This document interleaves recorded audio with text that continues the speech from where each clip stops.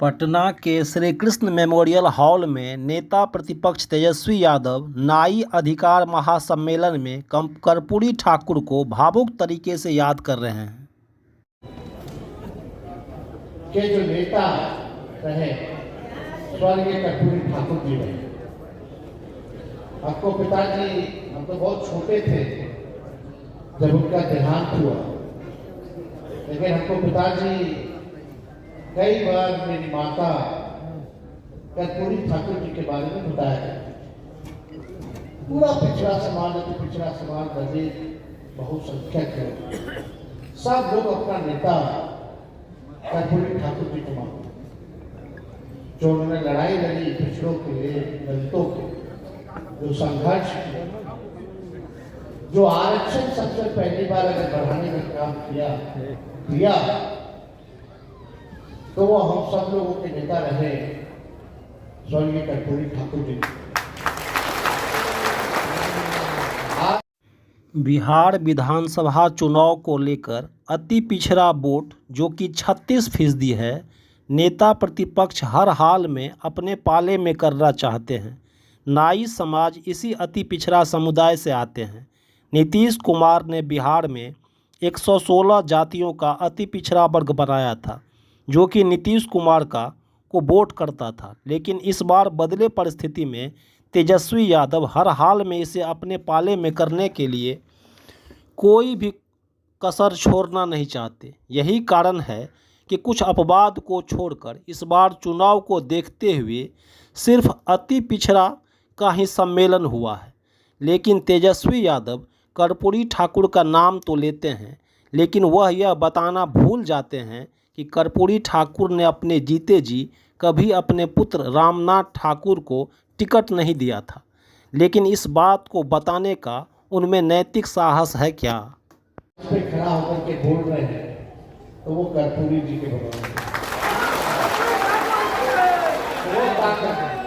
और उस समय तो मानीलाल मंडल जी, हमारे पिता, सब लोग कर्पूरी जी के ही टीम में थे। लेकिन जब कर्पूरी जी ने जब आरक्षण दिया तो आज जो लोग सत्ता में हैं उस समय कौन कौन सा उनको गाली नहीं दिया होगा। वो जो पुराने लोग होंगे वो जानते हैं आरक्षण कहाँ से आई, कर्पूरी जी का नाम लेकर के क्या क्या गाली देता था। लेकिन उसके बाद हमारे पिता के तो गोद में ही कर्पूरी जी का आखिरी सांस जो थी हमारे पिता की गोद में थी। आनंद फानंद में जीप चला करके अस्पताल वगैरह भी लालू जी को लेकर के गए थे। कर्पूरी जी का जो म्यूजियम है वहां जाइएगा तो सब तस्वीर वगैरह है। तो हमको मेरी माँ भी बताती थी कि कर्पूरी जी घर पे आते उनको खाना वाना बना करके खिलाया करते कर्पूरी जी। तो हम लोगों का जो रिश्ता कर्पूरी जी का रहा है, हमारे पिता का जो रिश्ता है, वो किसी से छुपा नहीं। और हमारे पिता के नेता रहे और उसके बाद उनके देहांत के बाद हमारे पिता नेता प्रतिपक्ष बने, फिर बिहार के मुख्यमंत्री बने और कर्पूरी जी के काम को उन्होंने आगे बढ़ाने का काम किया। तेजस्वी यादव अति पिछड़ा वोट को अपने पाले में करने के लिए आरक्षण कार्ड भी जमकर खेल रहे हैं। जो आरक्षण जो बढ़ाया था लालू जी ने और उसको बढ़ाया, फिर राबड़ी देवी जी आए तो और उसको बढ़ा करके गई। और जब हम लोगों का 17 महीने का सरकार आया तो उसमें भी सबसे अधिक 24% जो अति पिछड़ा लोग को हम लोगों ने 17 महीने में जो 65% आरक्षण बढ़ा पिछड़ों का, अति पिछड़ों का, उसमें सबसे बेसी हम लोगों ने 17 महीने की सरकार में बढ़ाने का काम किया। लेकिन भाजपा के आते ही चाचा जी पलट गए और जो हम लोगों ने जो आरक्षण जो बढ़ाया उसको जो है खत्म कर दिया हाईकोर्ट जाकर। और हम लोग कह रहे थे कि इसको शेड्यूल 9 में डाला जाए, लेकिन भाजपा की सरकार ने 10 महीनों तक हम लोगों ने जो कैबिनेट से सिफारिश करके भारत सरकार को भेजा था कि तमिलनाडु की तर्ज पर ताकि ये आरक्षण सुरक्षित रहे, तो भाजपा के लोगों ने किया। वही लोग जो कर्पूरी ठाकुर जी को गाली देते थे, आज कर्पूरी जी की ताकत को देखिए कि वही लोग आज भारत रत्न देने को मजबूर हुए। और सबसे पहले प्रधानमंत्री जी आए थे विधानसभा में, कार्यक्रम में, शताब्दी वर्ष में विधानसभा के, तो सबसे पहले हमने मंच से कर्पूरी ठाकुर जी की भारत रत्न की मांग की थी। पहले से लोग मांग करते रहे, लेकिन नरेंद्र मोदी जी के सामने, प्रधानमंत्री जी के सामने सबसे पहली बार हमने इस बात को मंच पर रखने का काम किया। लेकिन देना पड़ा है तो इसमें बड़ी साजिश है। ये लोग चाहते नहीं, सब चीज को प्राइवेटाइज कर दिया। जहां भी नौकरी मिलने की संभावना सरकारी थी, जो भी सरकारी संस्थाओं में थी, जब प्राइवेट हो गया तो आरक्षण वहां लागू हो गए। आज भी जो बहालियां 5 लाख नौकरी हम लोग दिए 17 महीने में, 3 लाख नौकरी की प्रक्रिया धीम कराए। आज जो बहाली निकल रहा है, अगर 65% आरक्षण पिछड़ा के पिछड़ा दलित लोगों का रहता तो आज नौकरी में भी लाभ जो है कितना मिल रहा होगा। लेकिन आज लाखों में नौकरियों का नुकसान अगर हो रहा है तो पिछड़ा समाज को, अति पिछड़ा समाज को, दलित आदिवासी समाज को हो रहा है। इसको लेकर के हमने बिहार विधानसभा में भी पिछले बार जो है आवाज उठाई, लेकिन ये सरकार को करना नहीं। ये मौजूदा सरकार आरक्षण विरोधी, गरीब विरोधी सरकार है। आज आप लोगों के मत को जो है, जो बाबा साहब अम्बेडकर ने वोट देने का जो अधिकार दिया आप लोगों को, चाहे अंतिम पैदान पर खड़ा गरीब से गरीब क्यों ना हो और अमीर से अमीर ताकतवर क्यों ना हो, सबको एक ताकत दी, वोट का अधिकार। आप जो है वोट के अधिकार को जो है आप लोगों से छीनने की बड़ी साजिश जो है किया जा रहा है। 65 लाख लोगों का वोटर लिस्ट से नाम जो है काट दिया गया। कितना बड़ा फर्जीवाड़ा हुआ। बीएलओ खुद ही अपने भरा, खुद ही अंगूठा छाप लगाया, खुद ही साइन किया, खुद ही अपलोड कर दिया, बिना कोई डॉक्यूमेंट के, बिना कोई कागज के। ये बड़ा साजिश चल रहा है। बिहार लोकतंत्र की जननी है और बिहार से ही लोकतंत्र को खत्म करने का ये लोग प्रयास कर रहे हैं। यानी अभी आपका वोटर लिस्ट से नाम कट जाएगा तो ना आपको राशन मिलेगा, ना आपको पेंशन मिलेगा, ना कोई आपको सरकारी सुविधा मिलेगी और आप इस देश के नागरिक नहीं कह रहिएगा। और जब नागरिक नहीं रहिएगा तो आपकी जो संपत्ति है वो लेकर के ये लोग अमीरों को, पूंजीपतियों को देने का काम करेंगे। भारी डिजाइन। अभी भी आप सब लोगों के बीच हमने लगातार आवाज उठाई। ईपीआईसी नंबर मिलता है कि नहीं मिलता है? वोटर वाला होता है। तो आज हम ईपीआईसी नंबर ऑनलाइन चेक कर रहे थे तो उसमें तेजस्वी का वोटर लिस्ट से नाम है। अब ये हंगामा हो रहा है। फिर जब हंगामा होने लगा तो चुनाव व्यक्ति नहीं नाम है, नाम है, लेकिन जो मेरा वोटर आईडी में जो ईपीआईसी नंबर है वो ईपीआईसी नंबर नहीं है, दूसरा ईपीआईसी नंबर हो गया। ईपीआईसी नंबर बदलता नहीं है। ईपीआईसी नंबर तभी बदलता है जब आप अपना नाम कटवा करके दूसरे राज्य में अगर जुड़वाइएगा अपना नाम वोटर लिस्ट में, तब जाकर के ईपीआईसी नंबर जो है बदलता है। तो आज सवाल खड़ा हो गया कि हमारे साथ जब ऐसा हो सकता है, आईएएस अफसरों का भी नाम कट गया, उनकी बीवी का भी नाम कट गया। बड़ा साजिश है ये। लोग कहते थे, लोहिया जी कहते थे, लालू जी कहते हैं, वोट का राज मतलब छोट का राज। आज वोट की ताकत है कि आज कितना बड़ा से बड़ा नेता हो, प्रधानमंत्री हो, उसको मतदाता के सामने झुकना पड़ता है। ये तेजस्वी यादव मझे हुए नेता की तरह अति पिछड़ा नाई समाज को राजनीतिक भागीदारी देने का भी आश्वासन देते हैं। आपके लिए काम करना है। आप लोग को जो सहयोग होगा, अगर आप लोग एक कदम बढ़ाइएगा तो तेजस्वी 4 कदम चलने के लिए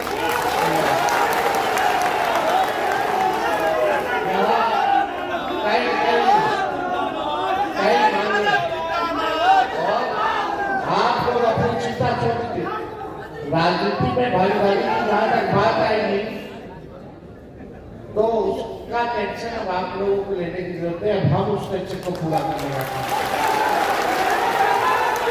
जितनी संख्या है उस अनुपात में आप लोगों को राजनीतिक भागीदारी जो है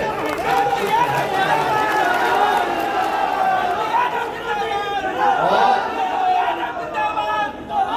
आगे सुनिए तेजस्वी यादव ने नीतीश कुमार पर तंज करते हुए कहा, पलटू चाचा अचेत अवस्था में हैं और वो रिमोट कंट्रोल से चल रहे हैं।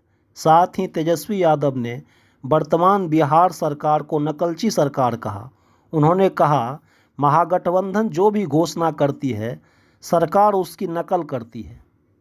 अभी अचेत अवस्था में मान सम्मान करते हैं। अब तो रिमोट कंट्रोल है अमित शाह नरेंद्र मोदी जी के पास। इनको तो कुछ बुझा ही नहीं रहा है। जब बात में बुझाएगा तो हम लोग को जब छोड़े तो अफसोस जरूर करेंगे। तो ये बात तो है, बड़े हैं, बुजुर्ग हैं, उम्र का प्रभाव पड़ता है, हम इस पर कोई टिप्पा टिप्पणी नहीं करेंगे। लेकिन रिमोट कंट्रोल से सरकार चल रही, भाजपा चला रही है। ये भाजपा के लोग जो चला, ये अभी जो लोग भाजपा में हैं, लोग मजाक उड़ाता है लालू जी का, बोलता है लालू जी लौंडा नाचते।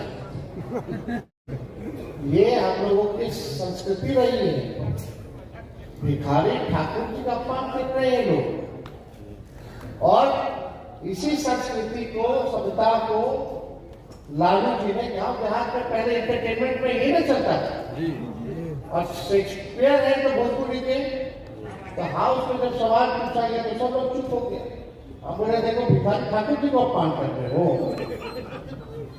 इतने बड़े व्यक्ति जिनका नाम देश दुनिया में जाना गया, और जो लोग बोल रहे थे लालू जी लंबा नाक देखते थे तो पीछे बैठ के तलिया के मारता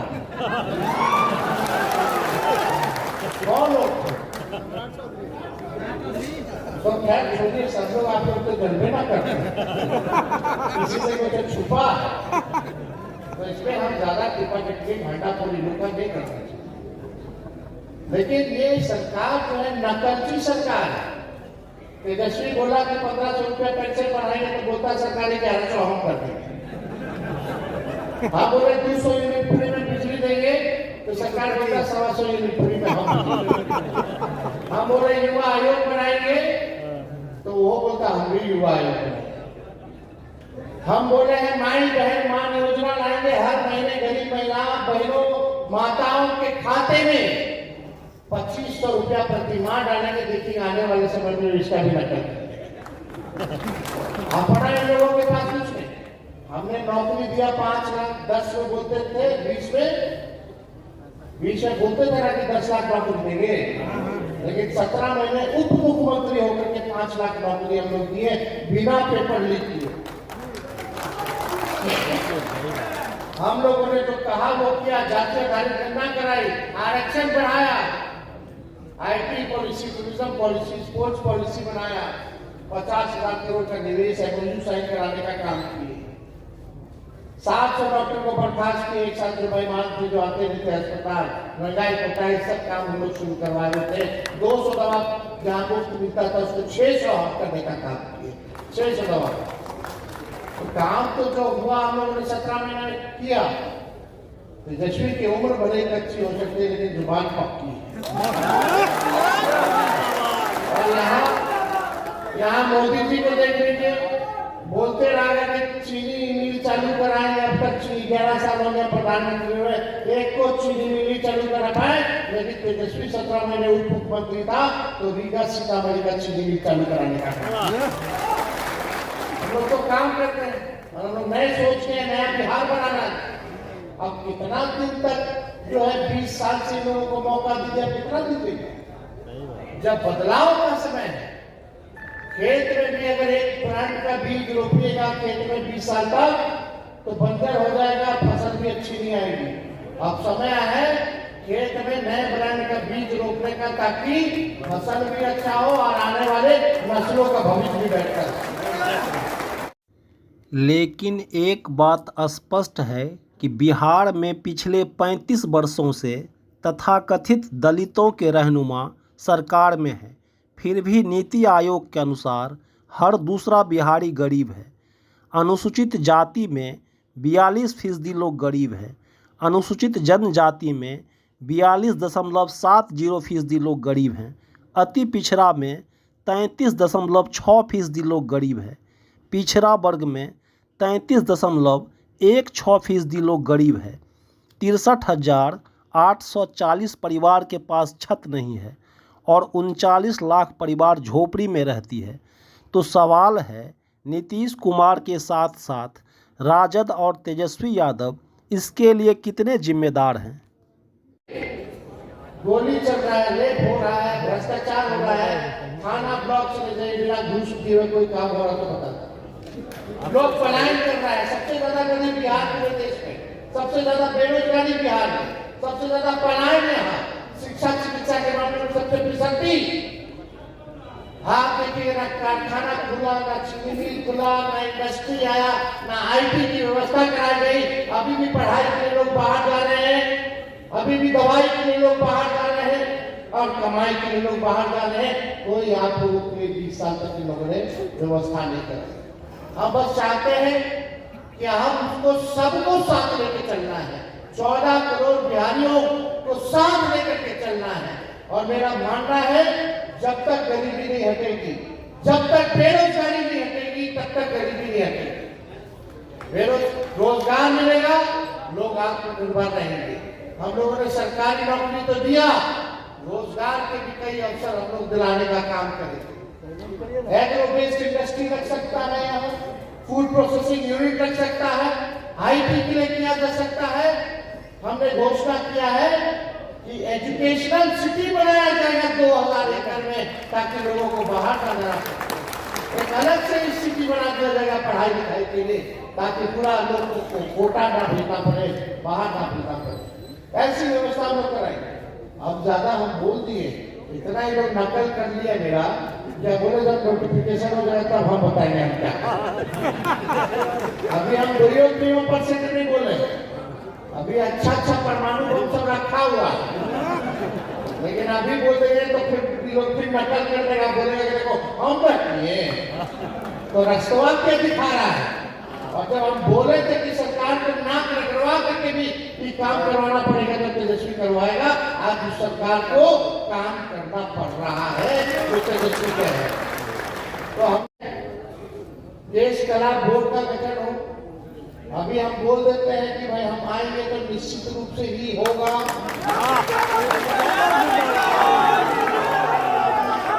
व्यवस्था तो होनी चाहिए। आप लोग राजनीति की बात आई तो मेरा बोलने वाली है कि आपके समाज को कैसे जगह मिले, कैसे मौका मिले, यह मेरी जिम्मेवारी है। दूसरा, जो औजार वगैरह जो लगता है, हम लोग सोचेंगे कि एक मुफ्त जो है आप लोगों को औजार, जिसको कैंची चाहिए, कंघी चाहिए, जो भी औजार लगता है उसमें अस्तूरा चाहिए, सब जो है हम लोग एक बार जो दिलाने का काम करें। और बस स्टैंड हो, रेलवे स्टेशन हो, एक दुकान की भी व्यवस्था आप लोगों से अलग हो सके, काम किया जाए। तो ये सारा काम अब आप छोड़ दीजिए तेजस्वी पर, कैसे करना है, कैसे होगा अब हम करके दिखाएंगे। लेकिन आपसे एक बात है कि सरकार को आप लोग बदलिए, एक मौका केवल तेजस्वी को दीजिए।